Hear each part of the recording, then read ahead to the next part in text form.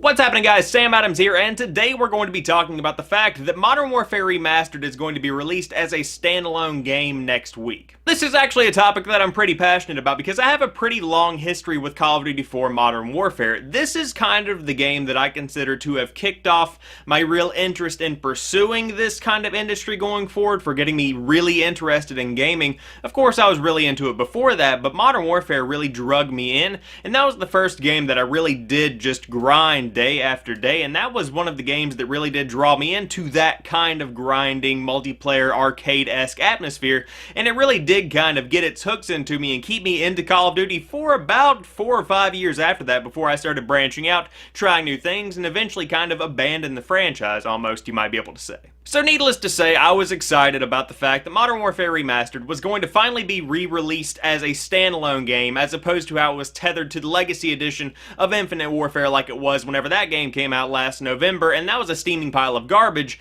However, it was the only way that you could buy Modern Warfare Remastered. Now, I was, of course, very excited, like I said, but the more research I did into what was actually going to be released next week, the more I was kind of disappointed with what they have done with Modern Warfare Remastered. On the surface, it sounds like a great idea. Modern Warfare Remastered coming out on its own. Then you see the price tag. It's going to cost $40. That is not exactly the cheap price that I was hoping for, especially considering that this game was bundled with a game that came out last year. Now, I was personally hoping for right around $30. That seems like a more reasonable price for the consumer. With that being said, $40 is kind of pushing the boundaries, but you do have to allot Activision a little bit of leeway because they are a whole bunch of greedy.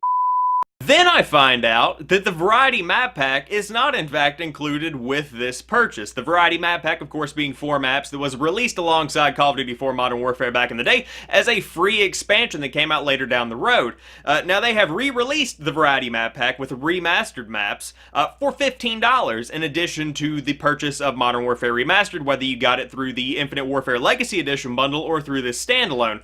So that is not included with the $40 at all. You are literally paying $40 for the base Modern Warfare Remaster, and then they expect you to pay another $15 to get the Variety Map Pack, which is kind of necessary at this point, especially if you're playing on PC, where the player base is already very small, and if you fragment that even more, you're going to have a very difficult time finding the game, so you are automatically going to be spending, if you want to get the full experience, $40 plus another $15 for the Variety Map Pack. On top of that, microtransactions were added to the game last December through supply drops, which didn't surprise me, but it is worth talking about here because of the very definition of a remaster. In my opinion, and I think in the opinions of a lot of people, a remaster should be a pure version of the game that was released so many years ago, but that game has been brought to a new generation by enhancing the looks, enhancing the graphics, and enhancing the gameplay, while preserving the original feel, the original aesthetic, the original atmosphere, etc. Bringing in supply drops, new camos for your guns, bringing in new guns that were never originally in the game,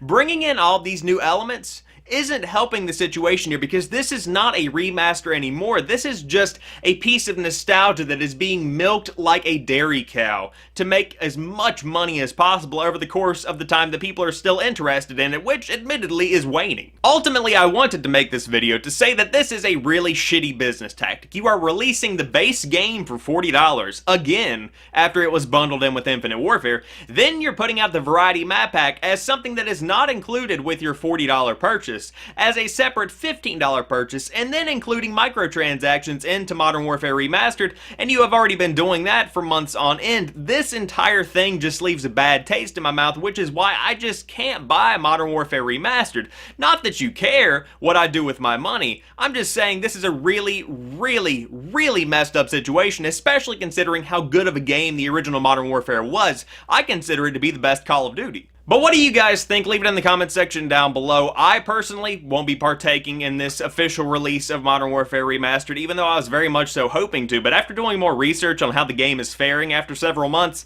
I can't.